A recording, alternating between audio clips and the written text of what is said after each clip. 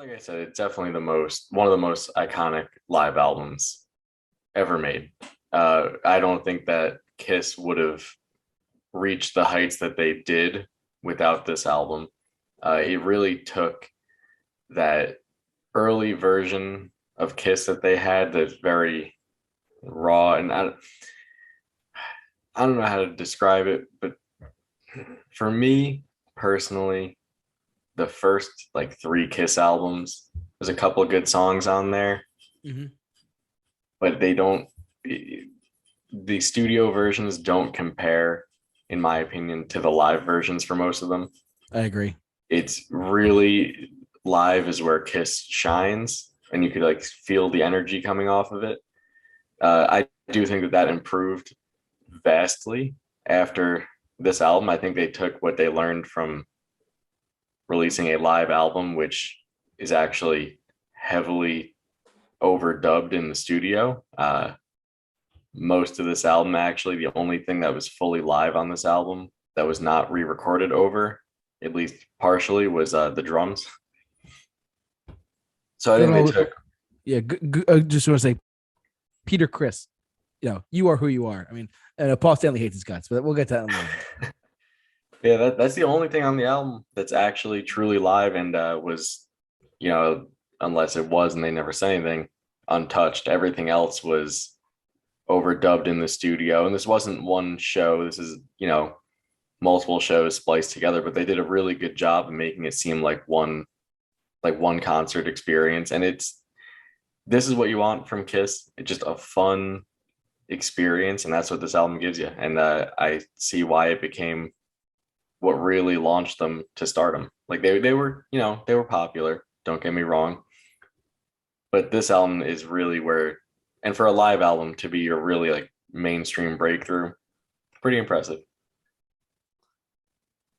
Yeah, I got to tell you right up front. Um, I just about agree with everything you just said. Their first three albums, the sound wasn't quite what they wanted, but when this album came out, which was their first, it's funny. I'm a big audiobook guy. I don't know if you ever have you ever I just curious. Have you read Paul Stanley's audiobook? His autobiography? I have not yet. Okay. First off, let me just say this. His voice as an audiobook is so soothing. I don't know why I fall asleep to it. It's for Paul Stanley's voice to be so soothing. It's crazy. But he did his own audio, he did the audiobook for his autobiography. It's great. There's clips of it on YouTube and like just the audio of it. And excuse me, it's him talking about his actual like his life and different. But someone was clever enough to actually cut different segments up to be like, here's him talking about Alive, here's him talking about Dress to Kill, Destroyer, Tears Are Falling in the 80s. It's really cool. And there's clips of that on YouTube. If you want to check that out, go on YouTube and just look up Paul Stanley audiobook segments. It's really cool. But he brought up one thing he brought up at the time was, and this is the 75, if I'm not mistaken, right? 70, yeah, 75. Yeah, I think so. 1975, I want to say, because Destroyer was 76. That's right. Yeah, this is a year before. Yes, and this was the album, and he said that they wanted to make, but he said at the time though, live albums in the United States were not like really known for breaking artists at the time. No, but as a live act though, like they said let's try and record something like that, and they to your point, I will say this too, they did enhance it a little bit with some studio like backing stuff, but it overall, a lot. Yeah, I mean, he hit a lot of it in his audiobook. Like when he's talking about it, he's like, yes, we enhanced it, but not to hide anything, not to like fool anyone. But who wanted to hear a solo messed up or something like that? That's what Exactly, Yeah. and that's why I don't mind it. Is because when you listen to a live album, you still want the music to sound good. You don't want to hear like an off-key note. You don't want to hear someone messing something up. Yeah. Use the best take you got, and if you don't have it, then overdub that part. I don't mind as long as the energy is there. It sounds great. Exactly. And this was the album that it skyrocketed their popularity. It was just used as like a springboard, if you will, to launch Destroyer and whatnot. And Beth came out after that and whatnot. Mm-hmm. But him talking about the release of this album, it was his first. It was his first like gold album that Paul, again, going back to Paul Stanley's autobiography. But He's like, Elvis had a gold album, the Beatles had a gold album, and now I have a gold album. This the way he said it was really funny. And they were on tour like crazy during this time too, because Alive was selling like 50,000 copies, or then it became platinum later. So, but it was definitely a game changer. Absolutely. But yeah, so let's delve into the Wikipedia page here, shall we, for Kiss Alive. It was released in 70. September 10th, 1975 was released, and it consists of their first 3 studio albums, tracks from there. And I don't know if you noticed the back cover, the very back cover is actually like the Detroit, Michigan show. I don't know if you knew that or not, but because they took that picture and they put it on the back cover of the album. That's what that show is. So the inside cover, I think, was somewhere else, but yeah, this is just overall it's an incredible, super awesome live album, and it still sounds great to this day. Like the production of it is great. So I got it's still like whenever I have XM in my car, and I have like 70s on 7 comes up, I hear the live version of Rock and Roll All Night that was like huge hit, whatever. I'm like, that just still to this day, just production wise, sounds great. And that's the thing with that song is the live version is so much better than the studio version. It has so much more energy behind it that when you hear it played, most times it's going to be the version from this album. Yeah, absolutely. Let's get into the track listing of it for a second here, because I to full disclosure, I forget all the songs that are on the. Some of them I remember, some of them I don't.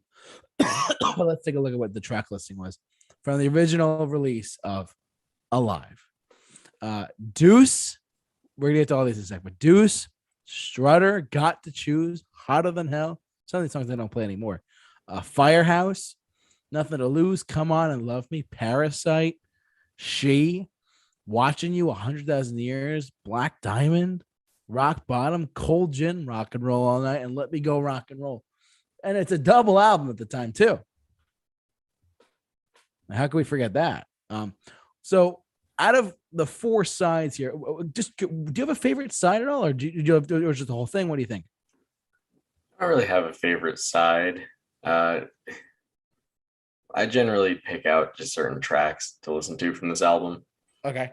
It's early Kiss is not my favorite. I'll be honest. This is a very good live album. It's iconic. My favorite era of Kiss is actually the unmasked, the no makeup version of Kiss. Really? Yes. Those were pretty much almost all my favorite Kiss songs come from. So if I had to pick a favorite side, I'd probably go with side A. The first 5 tracks are really solid. I feel like there's some filler in B and C, and then the last 4 tracks are really solid as well. Yeah, which it's generally how a concert is laid out. yeah, and at the time it was 16 songs. Back in they still like they play 24 songs now, whatever. So it really was like listening to a whole show, which was great. Yeah. Which is something I wish more, not just bands, but I wish more people would release live albums today, like in general. It is something that faded away in unfortunately recent years. Yeah, I mean, like the closest thing we have to it now is like Unplugged from like the late 90s of whoever. Like there was Clapton, but that was 90s. There was in the 2000s they still did some live albums. They weren't as common, I don't think, as the decades leading up to it. But I think it was really when streaming started that the live album kind of faded away. It's a bummer because it's so fun. I full disclosure, I don't have a copy of this. My uncle has a copy of this, and I'm gonna come and get it from him, and I'm gonna take it from his house secretly so I can have Kiss Alive on vinyl and add it to my vinyl collection. Correct? Yes, I have a vinyl collection. So because it's just, and I put it on his turntable, it's still even on LP, it still sounds perfect today. It's like just the way that the performance of it was, the way that like the songs came across, like, and of course they're the Rock and Roll Night live. I don't know. I prefer the live version of Rock and Roll Night over the studio cut, 100%. Like, and a lot of the songs on here I prefer over the studio cut in general because it's I just that good. 100% agree. Yeah. So Even Strutter, which Strutter, I like the studio version a lot. It's one of, my top Kiss songs. mm. This version's even better. I mean, There's no doubt about it. the energy just translates so much better. And, they could come down to low budget on the first few albums there. But I don't know. Once they released this, they really hit the formula for how to make a good Kiss record. Yeah. And they continued that. And even the albums after this, like a Destroyer. Oh my god. That album is just as I would argue it's just as energetic, if not potentially more energetic than Alive, and that's a studio album. So I think this really showed them like this is what people want from you, and they continued that throughout the rest of their career. For the most part, some questionable releases here and there. Yeah, I mean, it's funny you say that your favorite era of Kiss is the non-makeup Kiss, because I love Kiss as like a band. Like, I mean, musically, 100%. Yeah, like it's just like I see what you're saying. The production was a lot different. I mean, we can do a whole episode on that too. But like I really say with you, the production on this is different from like stuff like Lick It Up or Tears Are Falling, like your Heaven's on Fire. Yep. Even any way you slice it, just saying. Crazy Nights. Oh, I love that track. To me, it just comes down to that era of the band was definitely more glam hair metal influence than this stuff, which is definitely more along the classic rock lines. Yes. And I'm a sucker for that 80s era hair metal stuff. So there you go. Like David Lee Roth, anyone solo career? Yeah. So I mean, this album is a great live album. The one thing I could do without in one of the songs, the sirens on Firehouse, to me are just kind of corny. I don't know. That's just I understand why they're there. When I was listening to it again though, the other day, I was like, it got to that point. I was like, oh, kind of took me out of it for a minute. Oh man.